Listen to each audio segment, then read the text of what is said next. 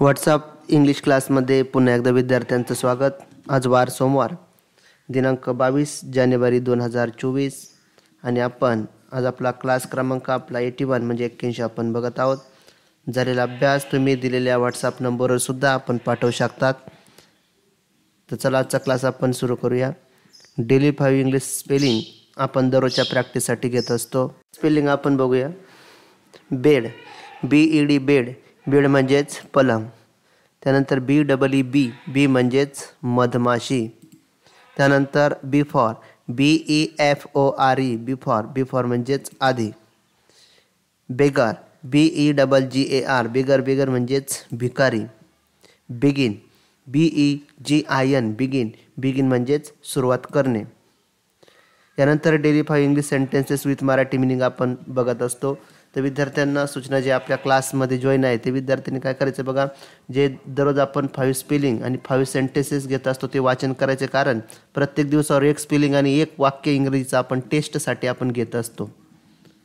तर त्यामुळे व्यवस्थित अभ्यास करून वाक्य आणि स्पेलिंगा या लक्षात ठेवायचं आहे, जेणेकरून चांगले मार्क्स किंवा चांगला सराव आपल्या इंग्लिशचा आपला होईल. यानंतर आपले जे वाक्य आहे ते आजचे आपण बघूया. आम्हाला नाही मिळालं तर त्याला इंग्लिशमध्ये आपण म्हणायचं वी डिडंट गेट इट. आम्हाला नाही मिळालं, वी डिडंट गेट इट. दुसरं वाक्य आहे तू सुटून जाऊ शकत नाही. You can't escape. तू सुटून जाऊ शकत नाही. You can't escape. तू चांगला तर दिसतोच. You look good. तू चांगला तर दिसतोच. You look good. तू ऐकत नाहीस. यू डोंट लिसन. तू ऐकत नाहीस. यू डोंट लिसन. तुला कायदा माहीत आहे. You know the law. तुला कायदा माहीत आहे. You know the law. आजपासून आपण टेन्स या घटकाची प्रॅक्टिस आजपासून करणार आहोत. कोणत्या टेन्समध्ये कसा वापर केला जातो. आपण अनेक प्रकारचे वाक्य बोलत असतो. तर काही क्रिया आपण ही वर्तमानात, काही भूतकाळात घडून जाते आणि काही आपण क्रिया करणार असतो.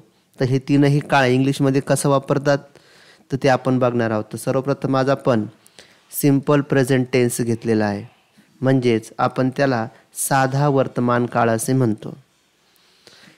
आता तो केव्हा वापरायचा बघा, जेव्हा एखादी क्रिया आपल्या अवतीभोवती किंवा आपल्याकडून नित्यनेमाने चालते, तेव्हा ती क्रिया व्यक्त करण्यासाठी आपण सिम्पल प्रेझेंट टेन्सचा वापर करत असतो. म्हणजे एखादी क्रिया काय आहे की ती क्रिया आपल्या अवतीभोवती नित्यनेमाने चालत असते, तर तेव्हा आपण सिम्पल प्रेझेंट टेन्स म्हणजेच साधा वर्तमान काळ आपण त्याला म्हणतो.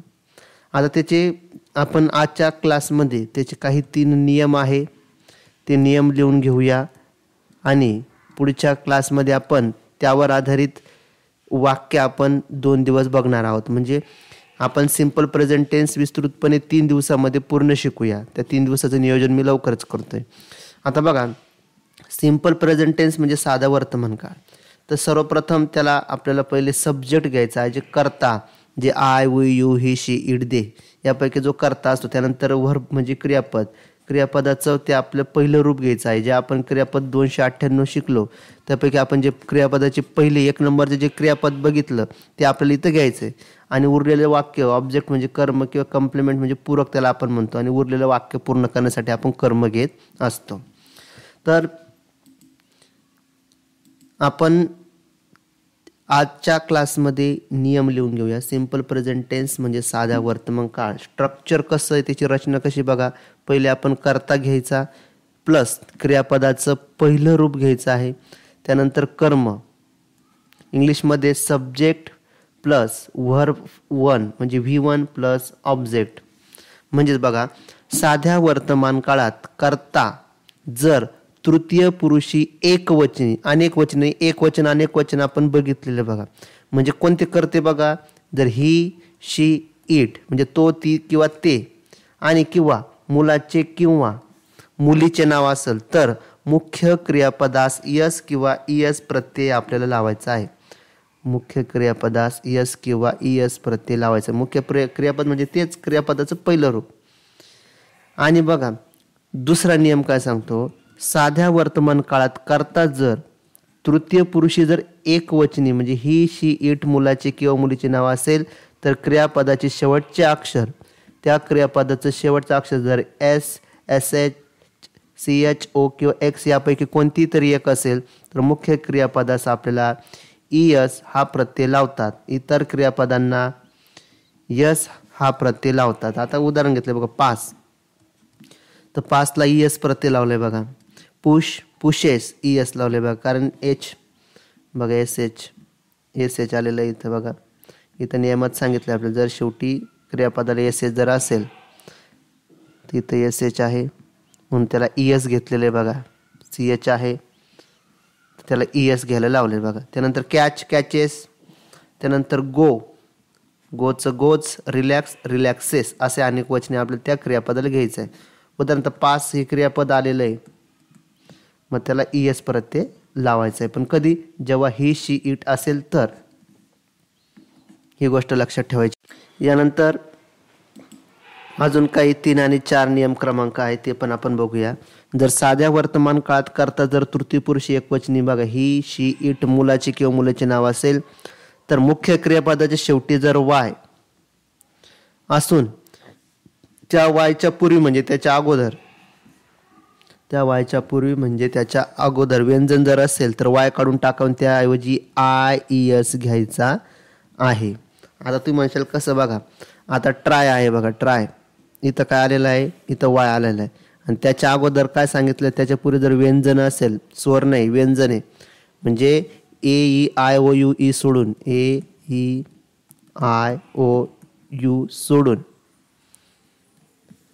आता बघा वायच्या आधी बघा या एक शब्द नाही, तर त्याच्या आधी बघा वायच्या आधी TR म्हणजे सगळे व्यंजने आहे बघा, तर R आलेला आहे.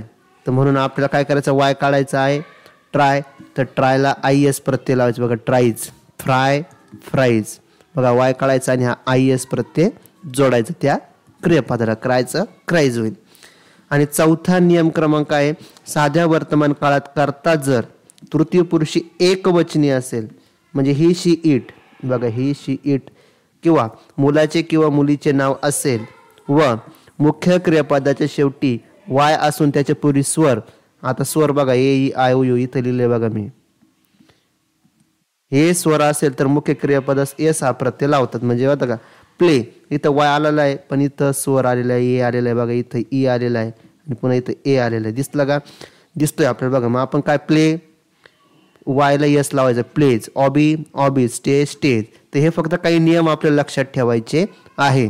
आणि उद्याच्या क्लासला आपण पुढचे 2 दिवस सिंपल प्रेझेंट टेन्स या वाक्याचे सर्व सराव आपण वाक्याचे घेणार आहोत. काही वाक्यांचे 3 प्रकारामध्ये काही वाक्य बघणार आहोत आणि 3 दिवसामध्ये आपला सिंपल प्रेझेंट टेन्स आपण संपवणार आहोत.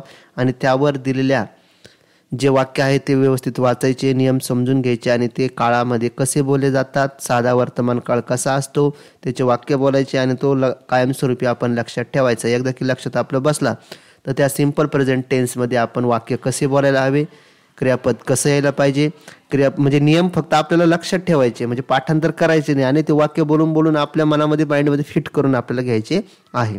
तर भेटूया आपण उद्याच्या क्लासमध्ये. आपण वाक्य 2 दिवस घेऊया आणि त्यानंतर पुढचा टेन्सचा प्रकार, पुढचा काळाचा प्रकार आपण बघूया.